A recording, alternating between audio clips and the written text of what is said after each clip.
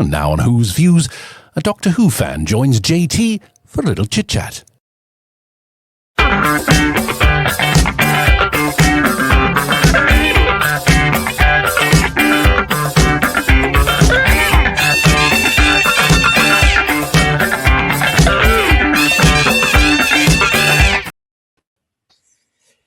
Here we are then again, Who viewers. Welcome back to Who's Views, and this is Chit Chat, and I'm delighted to say, look who's with me for this edition. It's Mr. Digby Strawbridge, everybody. Yay! Hello to you. Thank you very much, sir. Thank you very much. Thank you for having me on. This is lovely. This is an unexpected pleasure. Thank you very much. Well, thank you very much for coming on, because one of the brilliant things about Chit Chat, everybody, is I get to put faces to names of people in the chat. And Digby, you've been with us for quite some time in our chats, haven't you, on practically all our shows? So it's absolutely fantastic to see you. And I'm sure lots of other chat members will be going, "Oh, that's what he looks like at this very minute." So listen, you know how this works. This is Chit Chat. It's all about you. And you know how I start off with the now infamous question: how did you find the Doctor? Oh, that's a good one, isn't it? That's a fantastic one. For me, it was a weirdly familial thing. I think probably a lot of people would have had the Saturday afternoon or Saturday evening ritual of sitting down with either your tea or your dinner, depending which part of the country you're from, and that evening meal revolved around Doctor Who. And the person who actually started this, certainly for me, the person who started this was my dad and my older brother. For them, it was my mum's dad. So basically, my dad's father-in-law got him into Doctor Who. I think basically, my dad was deflected from going to the pub by being made to sit down to watch William Hartnell with his father-in-law. And of course, my older brother came along, and obviously then he got drawn into it, and then I came along and I got drawn into it. My older sister also watched it. Oh wow! Yeah. A real family event in your house. Oh goodness, yeah. My mum. Bless her. She's, I subsequently found out she had a real crush on Tom Baker.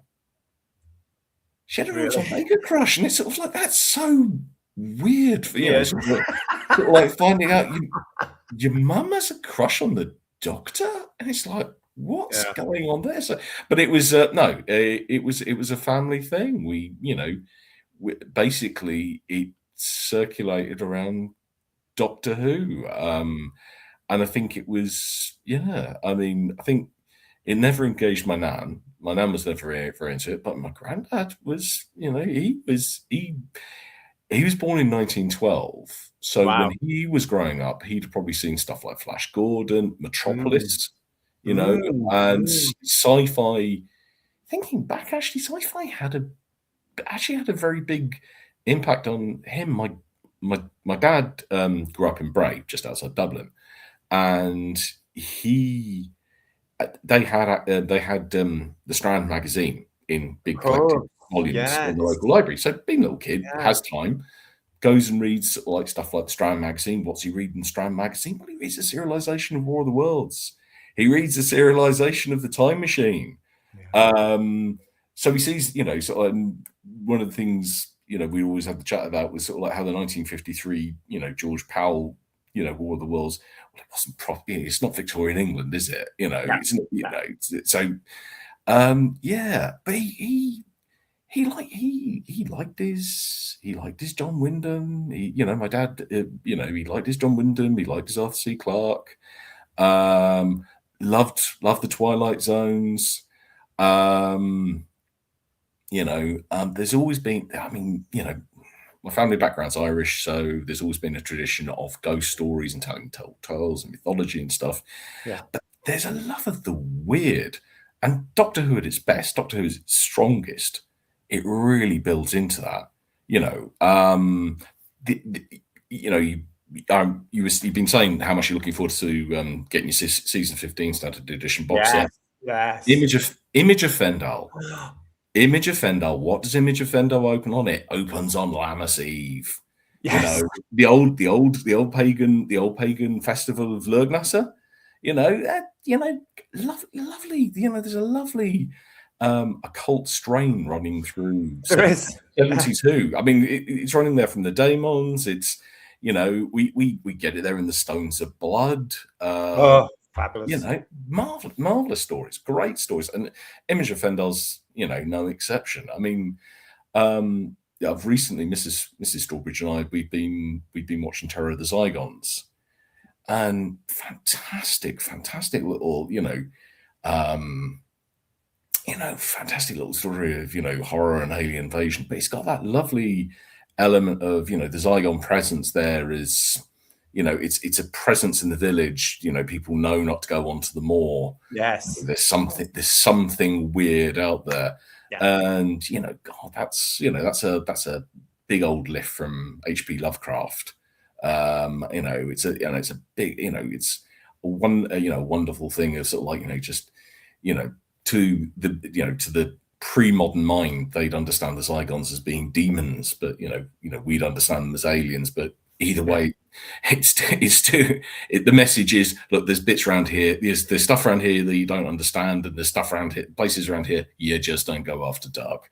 And it's a wonderful sense of the ghost story. I think the idea of the adventure, the uncanny, and Doctor Who at its best, I think, really builds into that. And that's I think it's why it's kept my attention over the years. My first clear memory of Doctor Who is actually Robots of Death, and weirdly, it's a BBC trailer for Robots. Oh, really? Well, I subsequently found out to be a BBC trailer for Robots of Death that had some synth music in it. But I remember there being, sort of like this wonderful shot of, the Vok robots, doing their thing, controlling the sand miner. Visually, it's just such a beautiful story, such a visually rich story, and it's got loads of Art Deco stuff. So that's my way of hooking in Mrs. S. How old were you then when Robots of Death came along? So I'm born in 73. I think I'd have been 4.5. Well, I think I might actually. 77, I'm actually pretty sure what I remember might actually be the Christmas time repeat. Possibly. Yeah. It might have been an omnibus edition, because I also have a very dim memory of what now I understand is the Deadly Assassin. It might have been the repeat of Deadly Assassin. We recently rewatched the Deadly Assassin. And God, it's excellent story. Weird as, again, brilliantly weird as hell. I mean, bringing forward the idea of the Matrix is fantastic. Time Lord Society, for a start, Time Lord Society is just incredibly well realized. It's sort of, you get an appreciation of these guys really delve deeply into popular culture in a very, very intelligent way. They wrote it for, either smart kids or sort of slightly imaginative adults. And it got I mean, Deadly Assassin's quite controversial because obviously there's quite a lot of violence in it. It's not, I don't think it's gratuitous, but it doesn't flinch. So things are dangerous. Though, the violence, isn't it? Really, most the Matrix stuff. The famous bit of the Doctor's head, but it's fantasy. It's not actually happening. It has a wonderful, it is fantasy. I think that's precisely. I think there's a wonderful nightmarish element to it and it's only a minor thing. It's where Tom looks down and his feet. He's on train tracks and his feet is to be clear of the points where they close. Yeah. He looks down again, and his foot's moved. Yes. And someone could say quite simply, "Oh, it's a continuity error." And I think no, that's how a nightmare works. Yes. That's how a nightmare works. You go from a situation in which there is a threat, but you're safe from the threat, to no, things have deteriorated. Yeah. Your hand is just on the table. No, now your hand's covered in water and it's in the electricity socket. It's sort of, that's how it has a wonderful nightmarish quality, and I really, I really appreciated it. I mean, The Deadly Assassin is. I mean, you mentioned in that bit there with Tom's boot stuck in the trap. I was incredibly worried as a 7-year-old for an entire week. This is what I miss about those old style Doctor Who's, proper Doctor Who digs, is because the cliffhanger element. I loved that as a boy, as a kid. You would know it was coming, and you'd be going, "No, don't end here, don't end here," and then they'd leave you for an entire week, and you had to come back the week after. It was just a magical time. It's such a shame that successive generations have been robbed of that feeling, really, I think. Well, yeah, but I think that's a very, very good point. I think it's a very good point. And weirdly, I think it's something that's kind of snuck back into popular culture with the Traitors, ironically.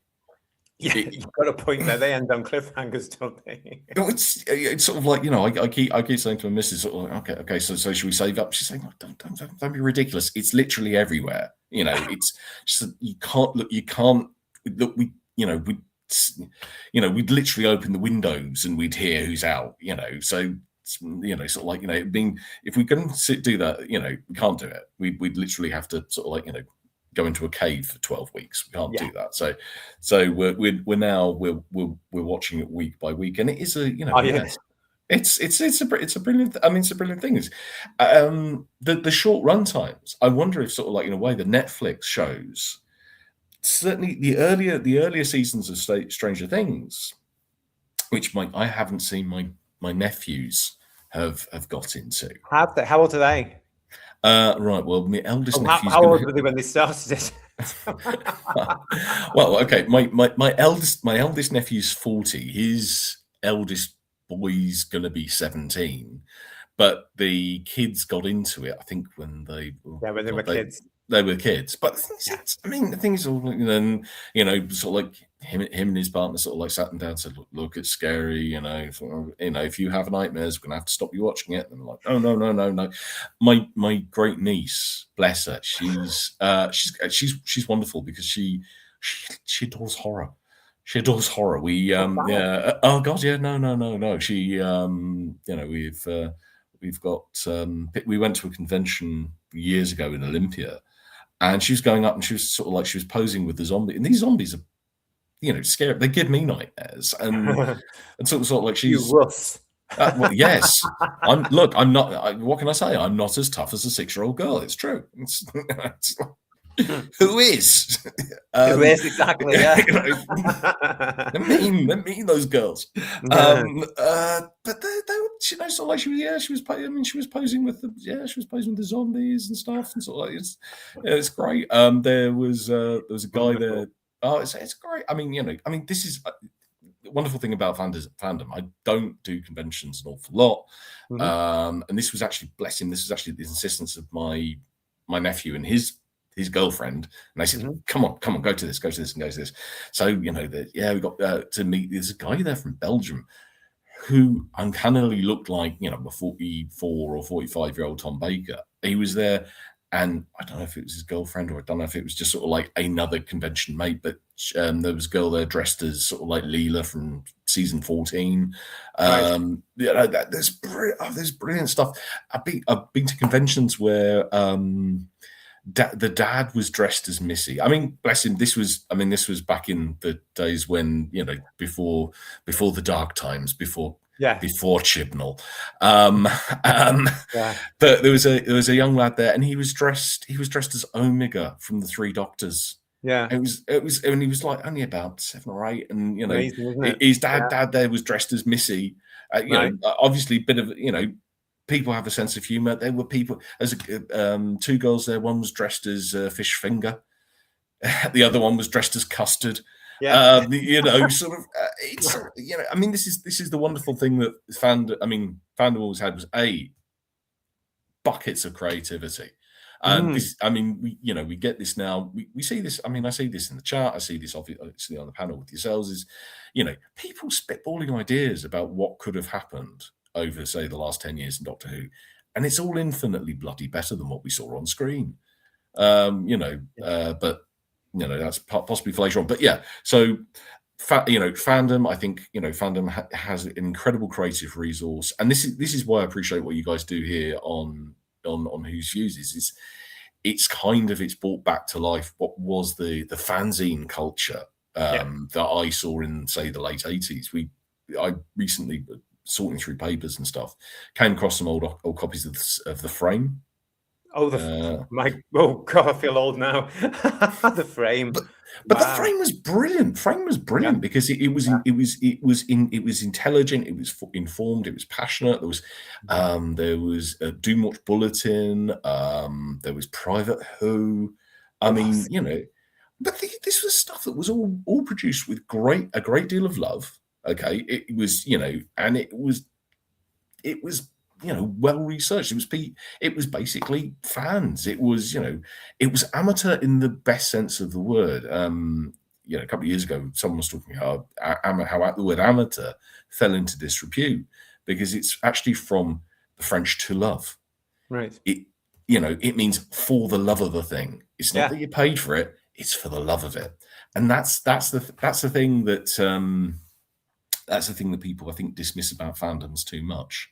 Is that we're here for the love of the thing. Henry Cavill apparently very famously said,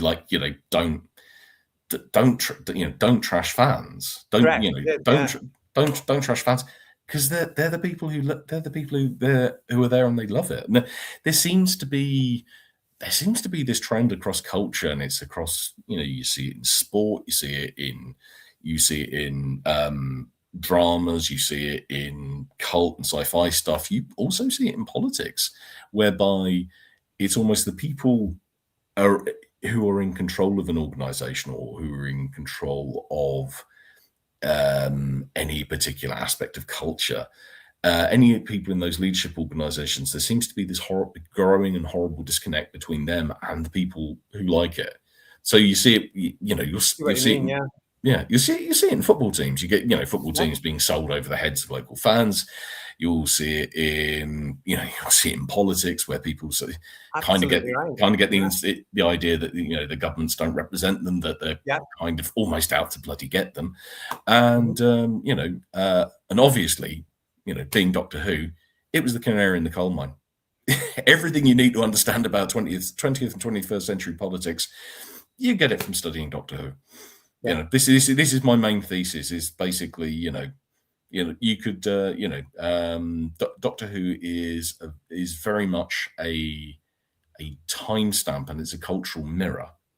And what's gone on both in front of and behind the camera, in many ways, reflects what's gone on in society. And I think that's that big growing gap, that estrangement between people who are running things and the people who actually like the things. And there's been that horrible divergence, and it's what we live with. I think this is why I've got such optimism about people like Philip Roy, who are doing fantastic projects. This is why I've got such great affection for guys like Daryl Joyce, who are doing great stuff. This is why I think what you're providing here with WhosViews is such an incredibly important thing, and it's such a valuable thing. It's a place for us to come and discuss and reflect on things, and it's why it's important, why we need to support it, and it's that space. It's where we can come and get our head shared. Absolutely. Oh, well, thank you for that, because that's exactly what WhosViews is all about. But it's interesting, isn't it? I'm interested in what you're saying there about this divide, if you like. And I've never quite, until you spoke there, even though obviously, as you all know, I've been aware of this, I've never actually seen the pattern that it is across everywhere, isn't it, really? From your politics to your television shows to your sport, it's very much them and us now, however you want to look at that sort of stuff. Were you ever involved? You mentioned going to the convention there. Did you used to do that back in the day, or is this a rare occurrence for you when it comes to conventions? Because you seem to be very aware of what's happened in fandom and how fandom has become, well, in my words, poisonous. I was never as active in fandom as other people. For me, it was always, I think I don't know if I'm, I'm just a big bloody wuss, but I think, if the thing is, for me, Doctor Who was a source of inspiration. It was a source of strength. I mean, so many people have, I think, had the same experience. We always have that reflection of what would the Doctor do? What would the Doctor do? And I mean, people can argue over the merits of different stories. People have, there's classics we don't think are classic, and then there's stories we've all been told are rubbish that actually we think are classic. But for me, I was never as active. I was never as active in fandom, and to be honest, I was 16 when the show went into its hiatus period in 89. 89, yeah. In 89. So for me, fandom, for a start, I mean, my main link with fandom was reading the magazine, because in the old days, the magazine was, it was a brilliant source. For a start, it was the only source of information. Stuff like the internet obviously didn't exist. It was also an excellent source of information because you had an incredible variety of stuff brought together in a really intelligent and sophisticated way. We can't go back to those times, but I think the thing is that sadly, sadly, that's fine. And things change. That's cool. But what we have seen is that the magazine stopped being its own creature and became the creature of the BBC. Once you have the BBC logo on it, it stopped having a critical attitude toward the show. And not in a sense of being a negative or a destructive thing, but more like just a thing of, well, we actually have, as fans, we have a sense of who the Doctor is. And it's simply balanced, wasn't it? Back in the day, it was balanced. You could open up Gallifrey Guardian, or you could open up more, especially the Doctor Who letters page from readers, and it would be balanced. So I didn't like that episode because, or I loved that episode because, and then that all stopped. You're right. As soon as the that sort of official thing came back, it was as though they didn't want to scare the production office by saying, "Oh, I couldn't stand that particular episode." Yeah, I mean, the revived series, there was still a critical voice to it, and I think almost the Whittaker era. I was thinking about the many things I think about in the shower. One of the things that I thought about was, when did it change? When did it change, and when that change happened? Because in the 80s, I mean, we see it. I think living through it, probably as Doctor Who fans, we thought, oh, Christ, Michael Grade, he tried to axe the show. They brought it back. It's gone from being 26 episodes a season. It's gone down to being 14. We never get as much money as at the time. Red Dwarf. I remember reading that Red Dwarf, basically, what Doctor Who was getting in a season, Red Dwarf was getting to spend on an episode. I remember. And having discussions with friends and sort of like saying, oh, Red Dwarf's much better. The effects are better. And thinking sort of, the brilliance and also the tragedy, I thought, of certainly the last two seasons of the classic series was that you had really brilliant stories that just never had quite enough money or never had quite enough time. So, if Ghostlight had had an extra episode, if Curse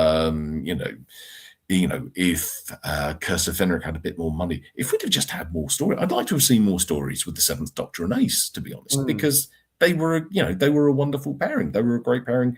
McCoy's Doctor went from being this sort of very comedic turn to becoming this wonderful dark Doctor. The presence of someone like Andrew Cartmel, the script editor, really gave the show an interesting turn, and it kind of weirdly, Doctor Who fandom, Doctor Who in 1989, even though it went off air, was actually in a better shape than it is now, with all the money, literally all the money in the world being chucked at it. Yeah, but it's been ironic, isn't it? Yeah, but it's literally being chucked at a chimpanzee with a typewriter. Russell T Davies. Yeah. Sorry, that might be an insult to chimps. I'm sure. Yeah, we'll probably get letters from some of them now. To be quite honest. Chimps' rights, human rights. do you know, I'm, you know, if a chimp could write, a compelling Doctor story, where the Doctor goes back to being the smartest guy in the room, with this, and not being ashamed of it either. No, and oh god, but it seemed to be with the change in the magazine, the change of it becoming just an overt arm of the production office of Doctor Who seems to come with the Whittaker era, in that there's this weird, when Whittaker's announced, there's almost like this weird closing down of discussion. Absolutely. And everyone agrees that a female Doctor is the right way to go. Everyone agrees that female Doctor is the right way to go. And I must admit, I found myself, I felt a great trepidation. I felt a great sadness about it. But you're a fan, so you try and give these things a go. So I gave a. Well, good for you. I didn't. Listen. It's 10 45-minute chunks of my life that I'll never get back. What can I say? I think I got as far as. I think I got as far as the Saranga conundrum. So you're going to lose me now, because you're talking about an era I never invested in, never watched, and never intend to watch. So what's it called? The Saranga conundrum. It's right. What the hell? Bullshit stuff. I'm not going to drop any F-bombs or S-bombs on your show, but it's flopping blum flip. I mean, I think it's you're right. It's terrible. Basically, I got to the end of this and I had the Doctor praying, taking part in sort of like future space church prayers at the end of the story. And I think I have a vivid memory of me standing up and shouting directly at the television set that you've turned this genius into a trendy sodding vicar. Really?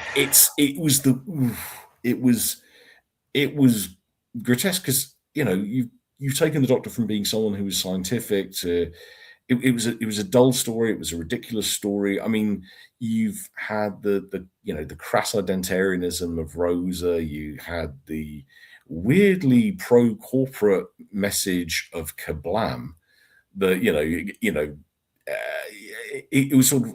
But what you found basically with the Whittaker era is you had terrible stories, but almost they were being bulletproofed by the fact of, we've done this for political reasons. If you don't like this, you must be misogynist. You must hate women. And it's almost that this era, kind of this move became. This was the moment where they announced that the coup had happened. They'd been boiling the frog of fandom, if you like. Yeah. Up until Whittaker, with stuff being seeded, and there was stuff that we didn't really like, or the stuff that was kind of ridiculous. And it could be from the overtly soap opera elements, where it seemed to be we'd have an entire episode, set about the Doctor, with the Doctor and the companion talking about their relationship, and occasionally there's an adventure with monsters going on in the background. Yeah. To there's the not very subtle thing of, well, the Doctor can, Time Lords can change sex. Hint, hint, hint. We've never seen it in the previous 26 years. In fact, we never saw it in the first 4 years. But, in the last 2 years, now we're going to start signaling it.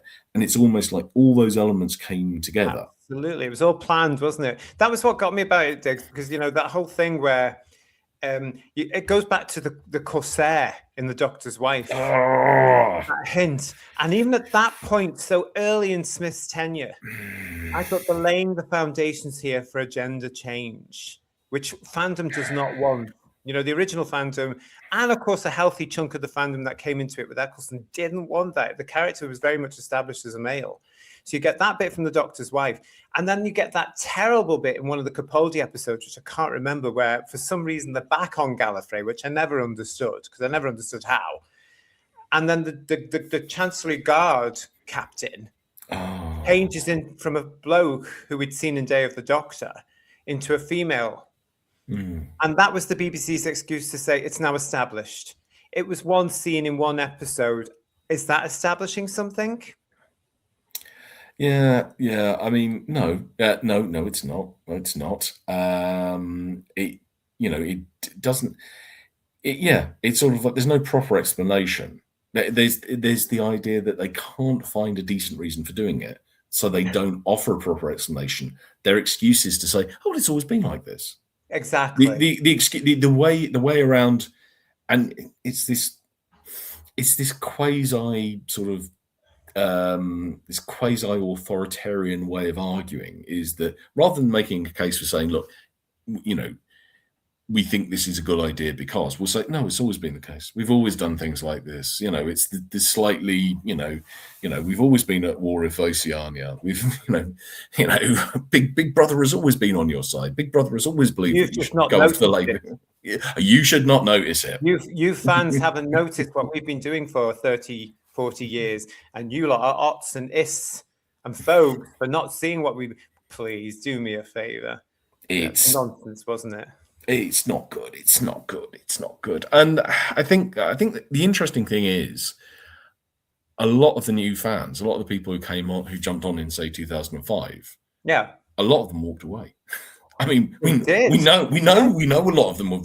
Well, we know simply from chatting to like Emilio, Kirsty, Jack. We know there's a lot of young fans who sort of like just looked at this and thought, hang on a sec, this is just nonsense, and they've just stopped watching, or they've gone back to the classic stuff. I think a lot of other people have just thought it used to be good. It's not anymore. Stop some watching. of them grew up, Diggs. Some of them actually. This is what gets me. I've mentioned on the show before, as you'll know. I've walked past so many charity shops in various parts of the United Kingdom over the last 4, 5, 6 years. And I've seen windows stacked full of merchandise from 2005 onwards. It's Eccleston and Tennant especially, faces beaming out from books, DVDs, Blu-rays, action figures. And that says to me that a lot of these young people weren't captured like a lot of us were, because they've grown up and they've gone off and started their lives and they've got rid of all what they would term the childhood stuff. The Doctor Who has been part of that, and I think people like Kirsty, Emilio, Jack, Miles, that age group on our show, I think you're right. I don't think there are many of them that have said they're going to stick with it just purely because they love science fiction and they love the adventure. And you're right, the science fiction was pulled out of Doctor Who in recent years, so it's no wonder they've walked. I mean, no offense, what's there? If you imagine, if you were starting fresh with the 2005 stuff, you could see possibly that you would get to a stage whereby, if you're someone who liked your sci-fi, liked your adventure, liked your action adventure stuff, and something seems to happen certainly after Moffat's first season, where the story arcs become more and more complicated. It becomes more and more about the visuals. Nerdrotic, bless him, makes a very, very interesting point about that Moffat's kind of like a J.J. Abrams figure in that he loves his mysteries, he loves his vibes, he loves the feels of something, but there's no delivery. And I think I found myself. That's fair. Yeah, I found myself as a fan becoming increasingly anxious in the Moffat era, in the stories were becoming increasingly convoluted. Yeah. I was, series 7 was it? No, series 6. The Impossible Astronaut and all that River Song. You say convoluted, yeah. I mean, don't get me wrong. Listen. I like Alex Kingston. I really appreciated her work in More Flanders. Well, that's going back a bit, wasn't it? Yeah. Wow. That was a breakthrough as well, wasn't it, over here? Yes, it was. But no, it was great. Sort of. But I think as a lot of people have said, I think as you've rightly said, she's one of those characters. If she'd have stayed in the library, her mystery would have been so much better. It would have been so much more interesting, so much more sort of like, people would have been saying for years and years and years after, who was she? And I mean, and having said that thing about the mystery box is like, okay, the mystery box is mystery is great when you have wonderful throwaway lines that kind of paint a picture of a bigger world. Talons of Wen Chiang, when the Fourth Doctor says, "I was with the Filipino army on their final advance on Reykjavik." Yeah, we don't need to see it, but we need to know, is there's this crazy thing going on. I mean, it's a bit like when they realized the Time War, in the 50th anniversary. I always thought it was a bit of a shame. I personally would have mentioned the Time War, but never go to the Time War. Because when they realize it, it's sort of, and they've got load of money. You have lots of Dalek flying saucers trying to blow up Gallifrey, which is kind of a bit boring. Because you kind of think to yourself, oh, okay. Well, do you not think this is the difference? One of the many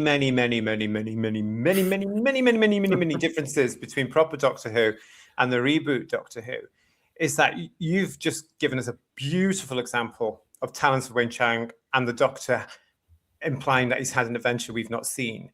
You're saying, no, we don't need to see it. We didn't need to see it because it was all in here. We did it ourselves. Whereas in the modern series, again, as you've beautifully illustrated, they have to show it. They have to continually explain. They had to show an element of this Time War thing, which had been going on at that point for 10 years or something like that. It's not, it was so just move on, get over it. But no, they had to constantly, I believe they were referring to it in Whittaker's era as well. They even did so in the Gatwa crap. They were referring to this thing from 21 years ago.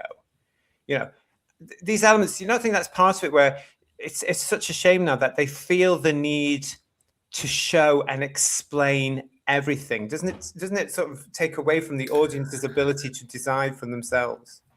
Definitely. I think it speaks to a weird sort of obsessional. There's a weird picture straightening thing. It's a bit skits. The thing of, they'll write plots that won't make sense. They'll write stuff that seems to just happen. So,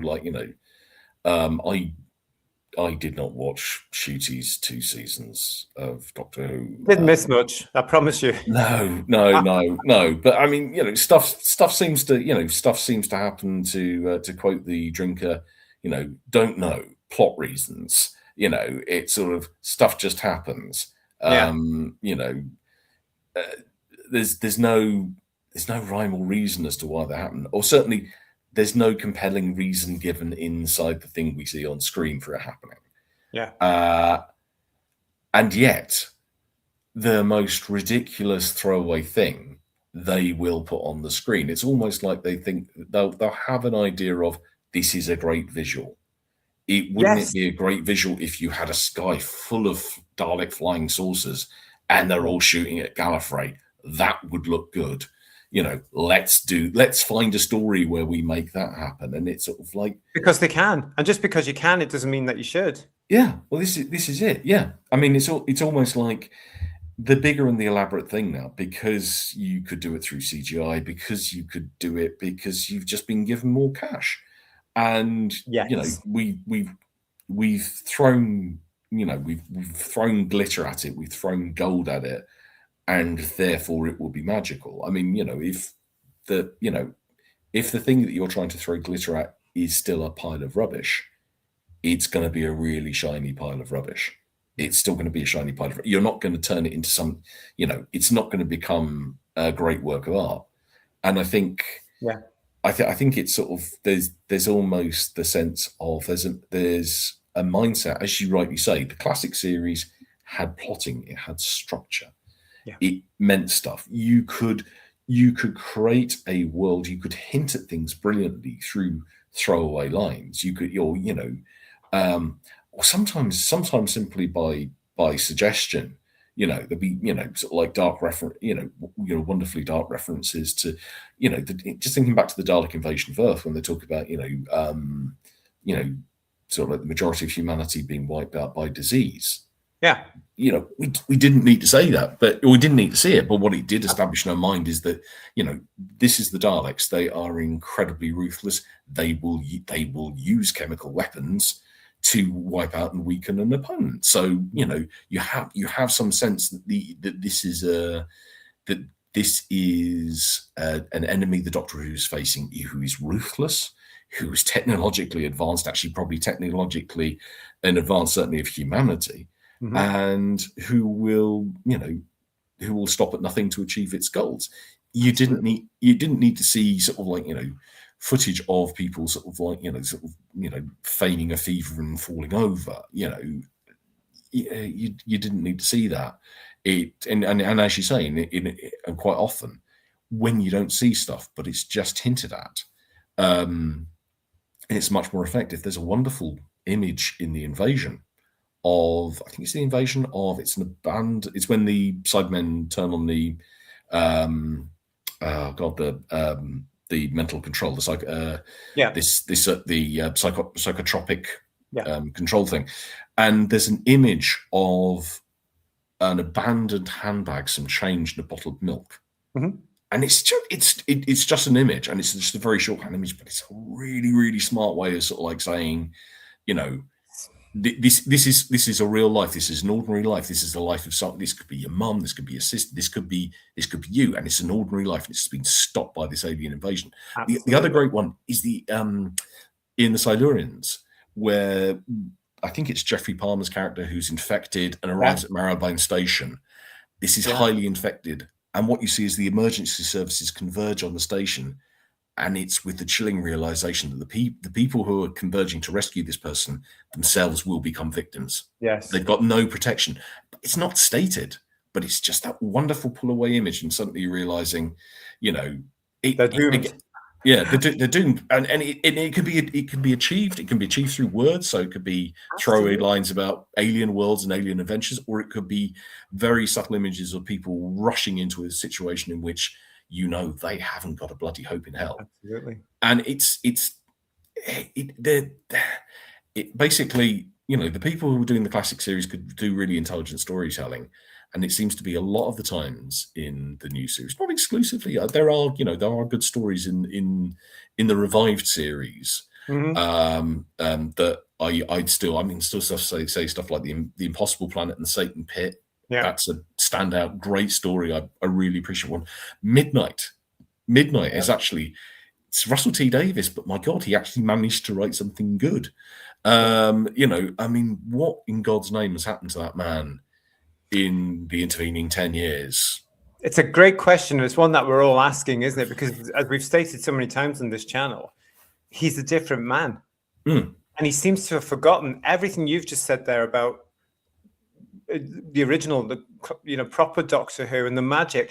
I mean, the brilliant thing was, because they didn't have money, and we've said this recently on our channel, haven't we, in our conversations, because they didn't have money, they had to be creative. So you using the example of just like the shot of the milk bottle with the handbag, that suggests more than anything you're plowing a few £1,000s into a CGI scene can do, because you go where your mind takes you. And it can be quite horrifying where your mind can take you, because, seeing an image of just a handbag in the street and milk bottles not being collected in the morning, that's horrific. That reminds me of Pescaton style slaughters, which you just don't see. But because your mind has done the work for you, you think you have seen it. I remember once, ironically, and again, as part of what I call, I'm always on at RTD because I don't really like him at the moment. He's not my favorite person in the world, but I think he's a don't bring it up. You don't mention it. I don't mention it at all, do I? No, I'm very good, very restrained. Yes, but I think he's one of a typical showbiz lovey hypocrite. And years ago, I don't know if you remember, I'm sure it was in Doctor Who magazine. There was a beautiful, and it was a lovely interview where they brought him together with Verity, God bless her, Verity Lambert. And she was talking about an episode that had screened recently that she'd seen, which was the one where the Daleks and the Cybermen were together. What was that called? It was called Doomsday. Yeah. Doomsday and Army of Ghosts. Army of Ghosts, that's the title, yes. And of course, in those scenes, there are thousands and, millions of Daleks invading Canary Wharf. I was there, yes. But you've got all these things. And she says this lovely thing of saying, you're very lucky. You got to invade London. You got to show millions of Daleks. We never got to do that. And then Russell says, the Russell of the time says, but because of what you did and what you suggested in my head, you did because I saw it in my head. He's forgotten that. He's forgotten that's the magic. Yeah. And the fact that they now have to explain everything, it's no wonder we've got a couple of generations who are quite thick and expect everything to be given to them. They won't do their own research, for example. How many arguments have a lot of us had on Doctor Who Facebook or Twitter or wherever, where you say, oh, this is happening, or the ratings are going down. They come back and go, where's the proof? Where's the proof? Well, go and look for it. You're not being, you shouldn't be expected to be, fed all this information. Go and do this little thing we call research. Go and find out and do it with a clear head. But because they've been, in my eyes, they've been handed everything. Everything's been explained to them. They're quite spoiled, I think. And I think that's ruined the show. Oh, one of the elements that's ruined the show. Yeah. Yeah. No, God, no. Sure. I think the thing is, I think the interesting thing is, the show has stopped being a form of entertainment. It's become a badge of affiliation. And that's good, badge of affiliation. It has. I mean, yeah, you're right.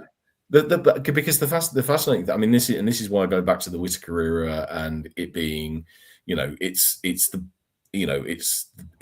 everything before that possibly was the boiling the frog. The Whittaker era is where they start throwing sort of like garlic and salt in and put the lid on. This is the stage at which the frog thinks this isn't a bath. This is not a bath. Yeah. It kind of became the thing of everything in Doctor Who magazine became supportive of the decision. There was no dissent. The people who, God bless them, the sort of like the nice, respectable Guardian editorial aligned people said they were going to definitely watch the show. Now, I'm actually friends. One of my oldest friends I think he's starting to change, but he was basically could be relied upon to repeat what the Guardian had told him to think that morning. Suffice to say that he informed me that The Last Jedi was a wonderful film because it finally did justice to Luke Skywalker. So I said to him, so you watched it? Oh no, I've not watched it. You see, yeah. Okay. So it's weird because there's this article in the Guardian that says that too. This was also one of the persons who said, I think I know Doctor Who's going to be really good now. They've got a woman in the role. Subsequently didn't go on to watch any of these. So you'd be saying, sort of like, halfway through Whittaker. So if you watched it, not yet. Okay, so got to the end. You watched it. Oh, it's on. Yeah, I'm going to watch. Yeah. Okay, go back a year and really, is she still doing it? Okay, mate. Yeah. Thanks. So there's a lot of that around. There still is. Yeah. There still is. So I mean, so for a start, a lot of these people, I think it's. I hate to say it, and it's a cliche to say it, but it's true. Doctor Who, I think, like a lot of popular culture, like a lot of popular intellectual properties, has become colonized by the culture war. It has. It's kind of obvious, and it's kind of obvious who's in control of that intellectual property. It's basically the cultural identitarian left. It is. I think it's also interesting that they've gone out of their way basically to almost Whittaker coming or Chibnall coming along as the showrunner, producer, whatever, in 2017. That kind of, I think, that's it, where the power base was building up.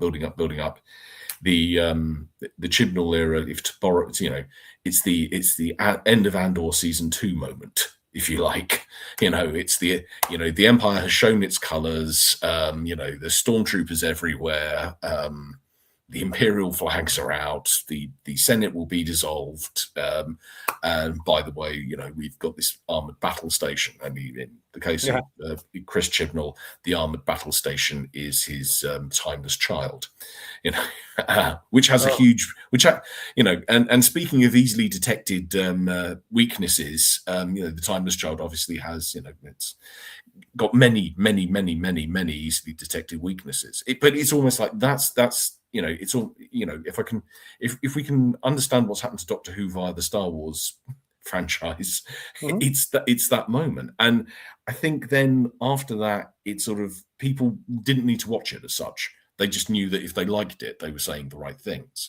And it's kind of been reflected in the fact that people tried to stay with the Whittaker era, saw the writing was appalling, saw that Whittaker was hopelessly miscast. My mum, God bless her soul, watched Broadchurch, the first season of Broadchurch, and by the end of it, she said, yes, it was good, but she wanted to punch Jodie Whittaker. Could she stop crying? That's what she did. And it's so easy to play. I mean, I could have played that part, quite frankly, Diggs, because all you was doing was wailing and crying for however many episodes it was. Yeah, I know. I just thought it's, it's sort of like, it's one note acting. And you can see this with Gatwa as well. I mean, Gatwa thinks that, if you want to express emotion, you cry. No. And, and what you have almost is you have this situation in which, Doctor Who's almost been officially taken over. It's been officially taken over, and what they've done is, and they've been explicit about it. They've told classic era fans to go away. They've told us not to watch, and we didn't watch. We're being told by editorials in various newspapers, it's not for you anymore, so we don't watch. I mean, to be honest, it kind of became obvious that it's not for us anymore, in that it stopped being entertaining. It stopped being about Doctor Who. It stopped being an eccentric time-traveling gentleman who fought the monsters and who had a pretty companion. And it became this sort of, I don't know what the hell it was. It became a cross between sort of EastEnders and Last of the Summer Wine in space sometimes.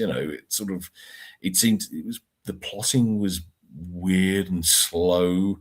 The acting was horribly uneven. It was tripe. I mean, God bless you and the team for watching Gatwa's stuff, but I think I'm recovering. Well, God, Godspeed to you. I mean, I managed to watch the anniversary specials with Tennant and Tate, but again, they were not good. They were terrible. I mean, they're not it was just, they were terrible. You can say they were terrible, and it got worse. You didn't say for the Gatwa era, but the Gatwa era involved some of the most embarrassing, worst pieces of television I've seen in my life. It was that bad. It was, as I said on the show, Russell can't write. That's my opinion. And basically what he's done is, like you were saying before, he's just taken highlights of something, or he's tried to shove 24 ideas into 1 hour episode. He started all these ridiculous sort of threads that he's never going to explain, because he doesn't have to, doesn't want to, or he's forgotten. It was terrible television with very, very questionable dialogue, very questionable acting ability, very questionable directorial skill. And again, as you were saying before, all about, we can do this because we've got the money. But you know what? It didn't really show on screen. I reckon the money went on to production lunches and taxis and salaries, because even the CGI effects, when there were some in those episodes, Diggs, there was nothing special about it. They'd been doing it now for years in Reboot Who, and it was of the same sort of quality. I mean, I watched one. Yeah, I mean, I think that's entirely true. I mean, Mrs. S has a theory that it was Davis's late partner who was the writer of that couple, and Davis just stuck his name on things, and since I don't mean to make light of bereavement, but it's almost like Russell T. I mean, Russell T. Either he's still punishing us for voting leave as a country. Yeah, he's still sulking, definitely. Yeah, so I mean, hence stuff like Years and Years, which seemed deranged nonsense. Never watched it. It was a thing on television the BBC gave money to because they hated the British public. Absolutely. That's why one of the reasons I didn't watch it, because this is where I'm personally starting to fall out of love with RTD and the BBC, because it didn't go their way. Oh, yeah. It didn't go my way, I have to say, but I gave myself 24 hours to sulk about it, and then thought, no, we've got to get on with this now because democracy rules. But nobody else seemed to do that when it came to show business, especially.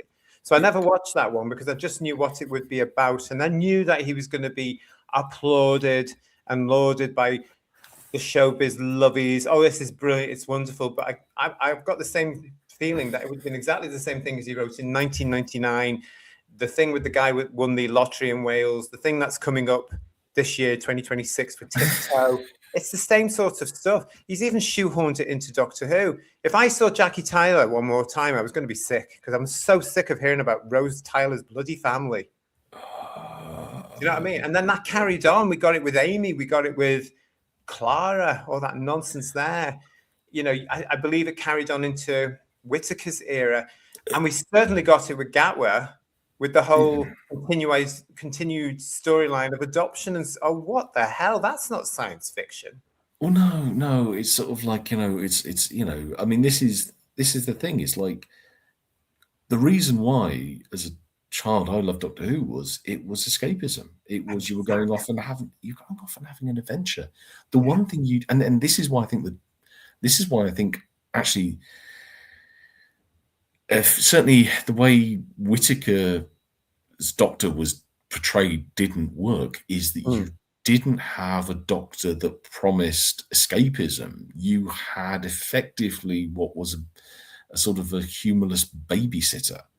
You have a humorless babysitter in space. I mean, there's a YouTuber called Mecha bless her, very, very funny lady, but she basically described Whittaker as being sort of like, you know, the grumpy soccer mom.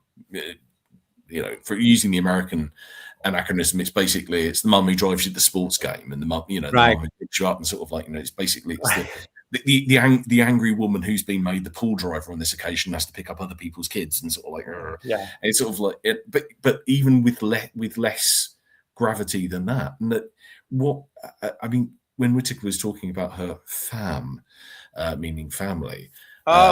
This is Doctor Who. This is Doctor Who. We can manage polysyllables. We can manage polysyllables and receive pronunciation. Thank you very much. And this is supposed to be a Time Lord with a massive intellect using the word fam. It's so. Most of the viewing figures were going down weekly. So I think, yeah, it's sort of like, you know, there was the amount of dentistry I needed after that first season. I was grinding my teeth. But it was, you know, it's so dumb. But the idea that, oh, you know, it's this family thing. No, Doctor Who's about escapism. It's, you know, it is about. The Doctor's a gentleman explorer. Okay, he's in a Victorian style as well. Yeah, he's basically an English gentleman in space. There's a wonderful word in French called flaneur. To be a flaneur is to be a wanderer, and the Doctor's a flaneur. The Doctor is a wandering gentleman. He bumps into things. He's not romantically informed. You know, he's not romantically informed, not romantically aligned. I mean, you know, at the time, big softy and sucker that I am, bought into was really moved by the Doctor and Rose thing, and actually looking back on it, it was the worst bloody thing they could have done, because it compromises the Doctor's alienness, and also, you know, yes, there can be romance in the TARDIS, but it just shouldn't involve the Doctor. It shouldn't involve the Doctor. You know, maybe. Well, you say that, but they tried it with Rory and Amy, and I found it cringeworthy every step of the way. And to say that River was conceived in the TARDIS, so therefore she's got regenerative abilities and Time Lord abilities, it's pushing it too much. For me, I was going to say again, it was cringeworthy. It didn't set. I thought, this isn't Doctor Who. I don't want sexual activity in Doctor Who of any sort. I don't care whether it's heterosexual or homosexual. I just don't want it, because, as you say, it's escapism from real life. There's so much crap going on in the real world now, so much nonsense, that we need something like old-fashioned Doctor Who to take us away from that and stick us on Pluto or something like that, you know, or Alzarius. Or, you know, Marinus, wherever it's going to be, and just give us those minutes of sheer ability to forget. Yes. Also, Rory was clearly in an abusive relationship, and the Doctor should have saved him from Amy. She was a handful, wasn't she? Sort of like, very, very pretty to look at, but, you know, clearly, you know, clearly not nice. She had issues, that woman. That character had issues. Yeah. I mean, I mean, you know, Mrs. S always says to me that, you know, sort of, you know, we're getting to know a little bit too much about Moffat's, you know, personal proclivities and his hang-ups with women, you know. But yeah, it's got to be about escapism. It's got to be about fun. It's got to be and fun in the sense of action adventure, you know, interesting ideas. And as you say, why date stuff? Why load it down with the baggage of the contemporary world in such a lead-footed, uninformed, unreflected way? I mean, and biased way as well. It's always one-sided. Horribly biased, horribly biased, horribly unreflective. I mean, it's, you know, there's no thought about it, there's no nuance. I mean, you know, the classic series did address, you know, contemporary issues, but it did them in a way that was intelligent, very, very, you know, very nuanced, very clever. You know, you look and wrapped up in science fiction as well, so you can get away with it. Well, yeah, for a start, wrapped up in science fiction, because science fiction was the medium by which people could actually shave away the external stuff and maybe look at the core of the problem and actually invite them to look at the problem from the opposite way around. Yeah. So, you know, but you know, the whole thing of, like, you know, it's why the Daemons is such a clever and intelligent little story. Brilliant. Because it says that, you know, sort of, yes, so this, you know, basically what the Daemons were indulging in was a form of colonialism. Is it all bad? Well, no, because they give us technology. Is it all good? Well, no, because it's kind of done from their own interests. Yes. So it's sort of like, oh, so, you know, it's not something as crude as saying these guys are bad and we're good, or we're bad and they're good. It's more sort of like, oh, so well, this is actually a complex situation. Once you strip away the fact that, you know, you've got, you know, scary Azal, you've got scary Bok, you've got the wonderful opening episode of Devil's End, that wonderful occult sense. You know, how does Miss Hawthorne stop the elementals? You know, because obviously there's no magic, but she casts a spell to stop the PC bashing her head in. Yeah. Okay.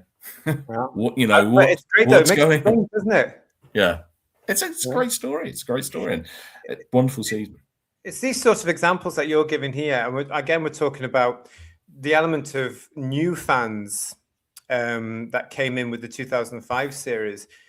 The ones that have stayed with it, it's no surprise that they've gone back to original Doctor Who for that, what we're talking about there, the escapism, because they're not getting it. I mean, it must be, I mean, these people, again, hypocrites, that, you know, they go on, and I've been in meetings where I have to just go, oh my God, you don't know what you're talking about, because they're talking about, oh, but young people are so anxious now and their anxiety rates are through the roof. I'm not surprised, because you lot are bashing them every 10 minutes with a load of nonsense, confusing the world, lying to them in effect, and giving them stresses that, you know, they shouldn't be having. And then they've put it into Doctor Who, because they've tried so desperately to make Doctor Who a soap opera which is relevant to what they think the British audience or the worldwide audience is. Shock horror. They've got that completely wrong.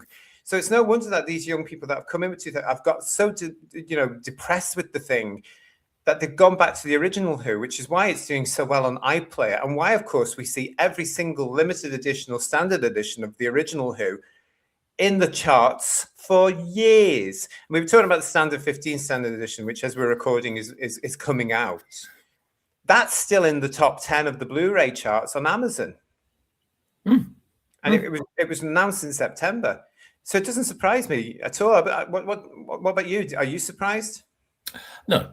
I think if anything, it's kind of, I take a great deal of hope from this. I think people are going back to, because young people are people apparently, so they act like the rest of us. I mean, it's weird. It's weird, you know. Yeah. It turns out kids are people too. And what do? People go back to.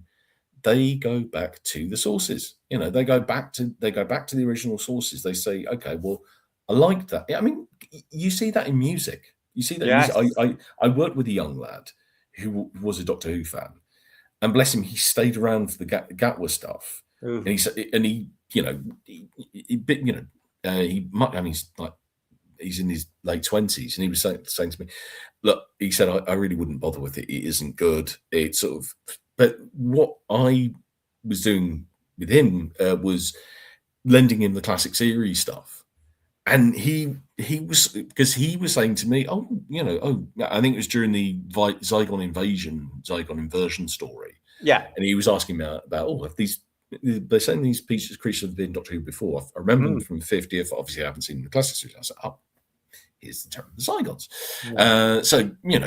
But the thing is, increasingly, these kids, I think a lot of anyone, you find something good, you find something you like, you look to, okay, well, what's the source of that? What's the inspiration for that? You find music you like, and you think, okay, I really like this guy. So who influenced him? What inspirations did they draw on? And we do that reverse archaeology thing. Absolutely, we do, yeah.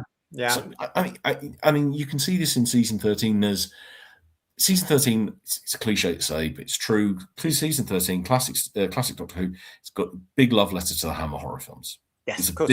big love letter. Big love letter to Hammer horror. Big love letter to RKO. Also, there's kind of a bit of a thing there for German expressionist cinema.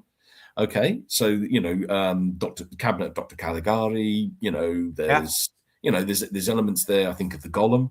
I mean, if you look at Kondo's costume in Brain of Morbius, and you look at the creature, the Golem from the 1915 German film, very, very strong similarities of design. So, but things people work backwards. Looking at the Deadly Assassin, Mrs. S said to me, "Oh, it's kind of a bit Star Warsy having the scroll, at the front and stuff." And I said, "Yeah," and it got me thinking. So where would we say that? Of course, the thing is, where they both see it is Flash Gordon. Where both George Lucas and I think Robert Holmes and whoever, they've seen it in the Flash Gordon films. And thinking about the Flash Gordon things is they're weekly serials. They're weekly serials. So that's kind of the granddaddy, or certainly the daddy, who say something like the format that Doctor Who had, and it seemed to work. It got people coming back, and I think that, yes, there's no. I don't think there's any reason why you could not do that. In fact, if anything, we know you can do that. We know that actually, if you make decent TV, people turn up to watch it on whatever platform. You could release it online. You could have it on, as a regular time broadcast. But people will, if they like it, they'll turn up, and if they don't, they won't. And that's kind of the obvious. It's kind of the obvious thing. I mean, I know people defend the current era by saying that all television is now rubbish. Therefore, Doctor Who's rubbish television ratings are therefore okay. But we know that's just an excuse, though, isn't it? It's an almighty excuse to defend the show. I mean, it's sort of like, everyone's got food poisoning. My food only gave people regular food poisoning, therefore my food is good. Exactly. No. Yeah. And it's like that excuse to give us Diggs about, the ratings are down for everything. No, it's not. No, it's not. No. And you'll know that I've always said, if you do a show that the public wants to see, the UK public will go and watch it on the night, like The Traitors, like All Creatures Great and Small, all these wonderful things. There are lots more dramas and television shows that have done that. The biggest and immediate one we can give it is Christmas 2024, when returning giants Wallace and Gromit and Gavin Stacey got millions of people watching there and then on the overnight. People will shout, "Oh, it was Christmas Day, they had nothing else to do." Yeah, they did. People always have something to do on Christmas Day. It's a special day, but people will find things to do. They don't all sit in.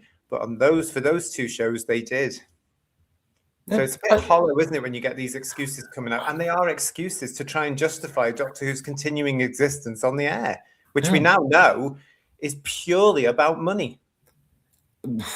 Yeah, but my God, I mean, they can strike up the latest deal. I understand now Paramount, they're sniffing around Paramount to try and get Paramount involved in Doctor Who. Allegedly, yeah, at the time of recording, allegedly. Yeah, I mean, it's like, who in God's name, who's going to want to be part of that? They look. It defies understanding on my part that they would want Davis involved, given the performance of the last 2 seasons of Doctor Who.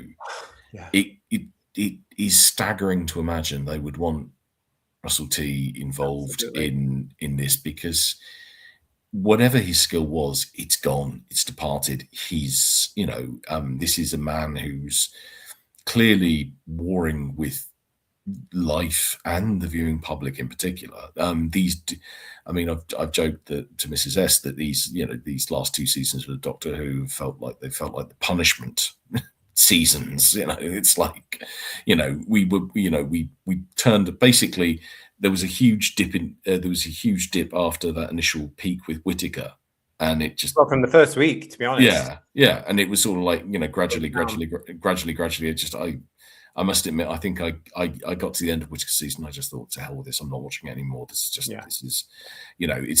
I'm not enjoying it. It's not making me angry. It's making me angry.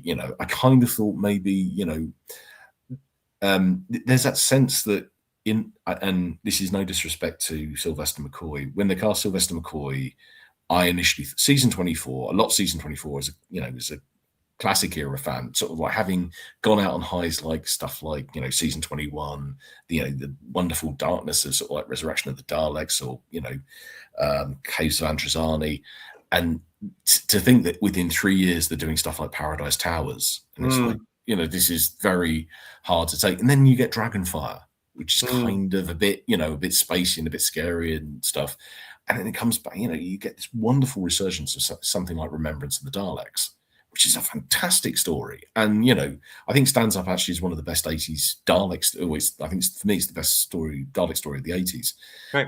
And not throwing no shades. Revelation and Resurrection are both really, really, really good stories. But, you have that kind of return. And I kind of hoped there'd be, with the Whittaker, I kind of hoped it was this blind hope that, well, maybe, all right, they made the Doctor a woman, but maybe somehow they won't, they're doing this enormous change. Maybe they won't let the writing go to hell. Maybe they'll be smart enough to write something decent and, sort of like include enough of the classic elements to keep the old school fans on. And, they didn't. It's kind of like they went out of their way to say, this is our thing now. Well, they did. Yeah. And I totally believe what you just said there. And it continues to this day with what we've just witnessed with RTD in both the Gatwa crap and the war between the land and the sea nonsense. Oh, God. This is our thing now. We're doing it our way, and it's not for you. If you don't like it, you're not the sort of audience we don't want.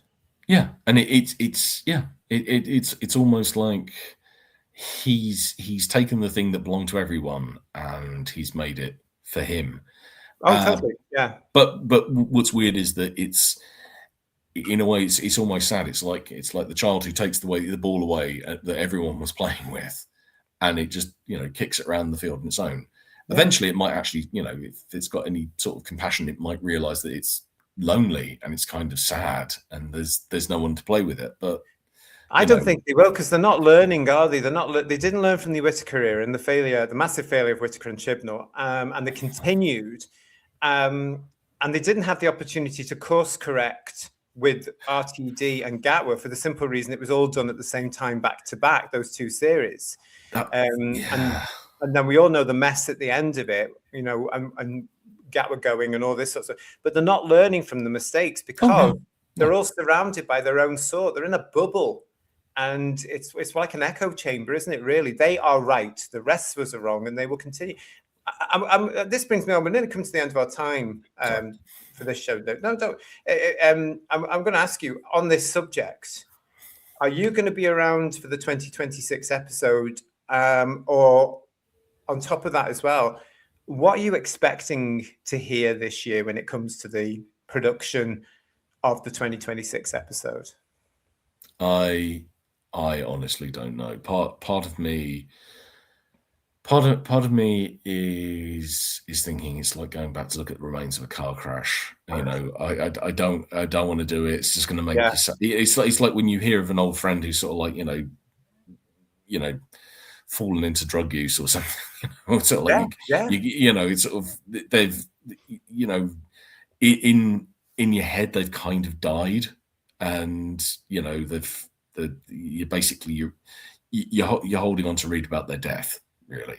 I think in terms of the show for 2026, they have got bringing back Davis to write for it, and somehow expecting it to tie up. I mean, how big a slot have they got? They've got what, an hour long slot. Although one of the rumors, as we've talked about recently, is it's 90 minutes.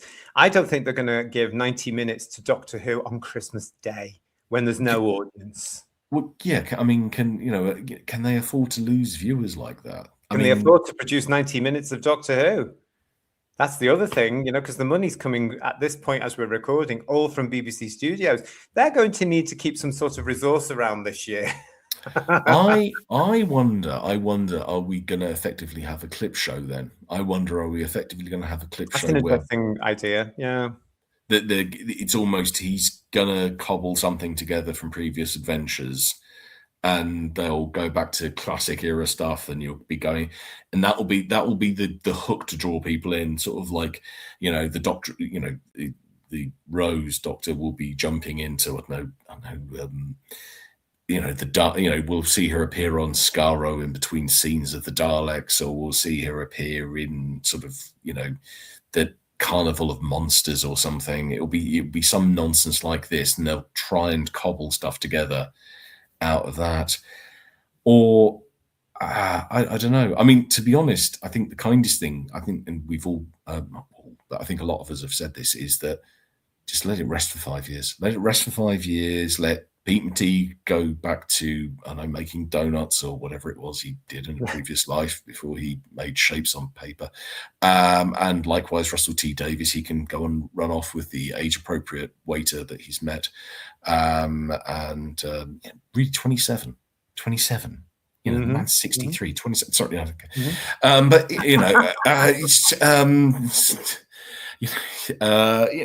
can run. They can run off. They can go off and do.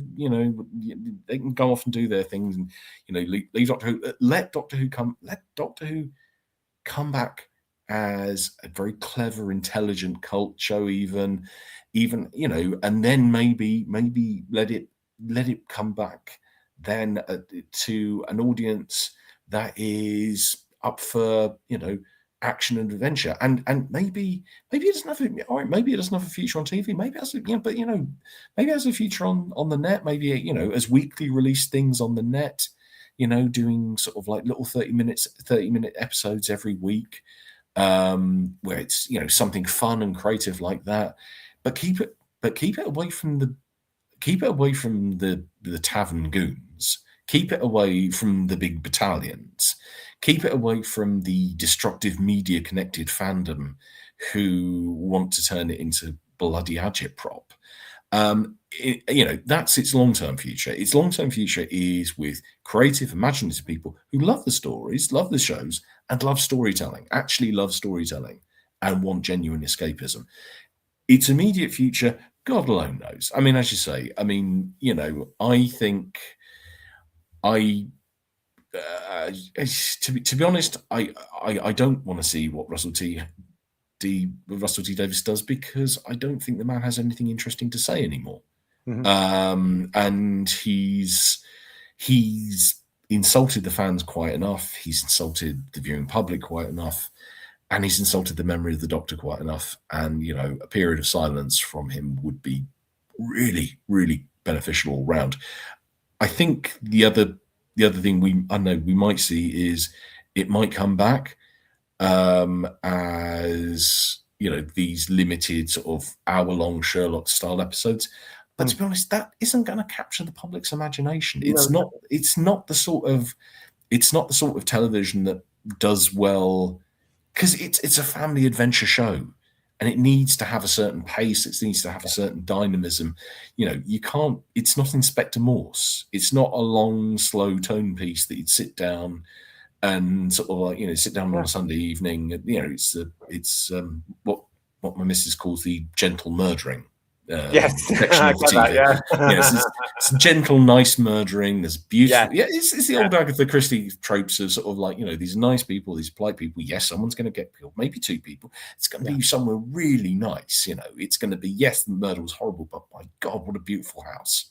You know, what lovely grounds. Doesn't everyone speak nicely? You know, isn't this a wonderful TV production? Absolutely. It's not like that. Doctor Who's not like that. It's an action adventure series. It's there to capture the imagination of kids and adults alike. It's there to provide, you know, scares and thrills for kids, and it's there for it to provide a bit of inspiration and a bit of escapism for adults too. That's its joy.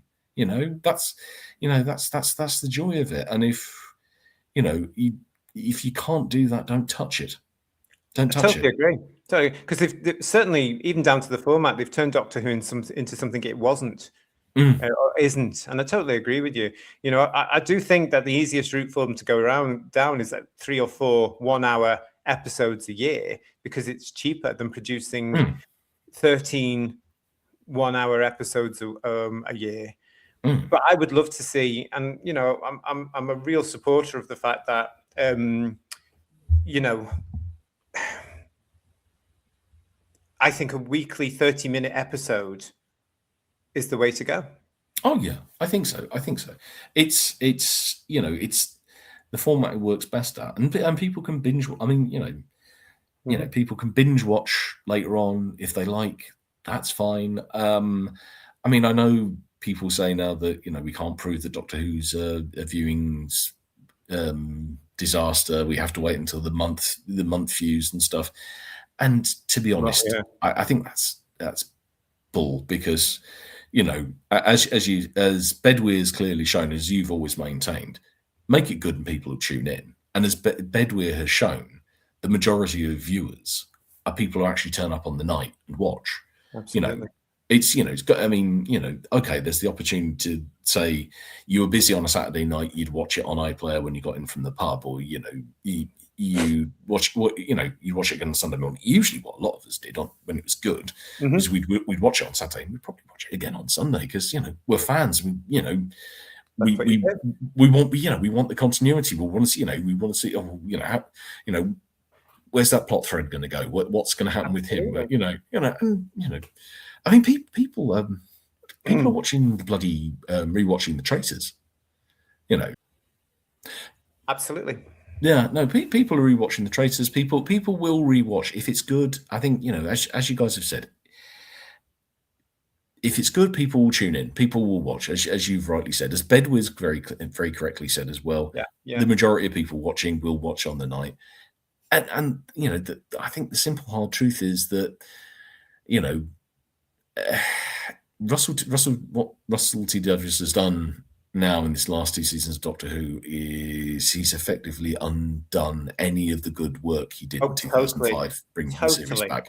When he brought it back, you know, I think it still had much more of a connection to the classic series, and people had I think people had almost like a sense of the classic series, and I think by about 2010, the 2010 season 5 was actually very, very strong. I mean, partially, you know, some of the stories were a bit clunky and a bit silly, but you know, it was still a very strong season. You had Matt Smith as a Doctor, very, very charismatic. You know, great.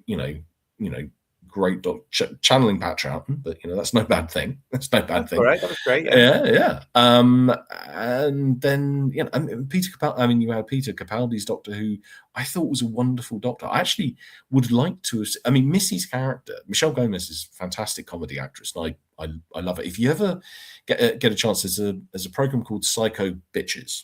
Very, very funny. It was done. Sky Arts did it. Rebecca Front plays a therapist.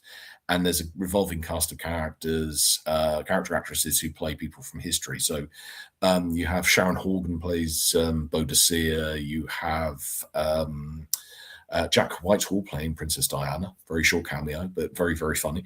Right. Johnny Very now, Vegas. isn't that very modern casting? Yeah, Johnny Vegas playing one of the Brontes was very, very funny.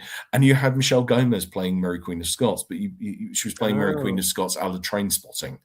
She was playing. Yes, no offense to supporters of sort of like the late and lamented Mary Queen of Scots, but it's very funny. So, but there's that great comedy relationship between Gomez and Capaldi, and I actually think if we'd have almost had more adventures with them, I mean, that would have been better. I mean, maybe Missy could have been her own character rather than making her the master.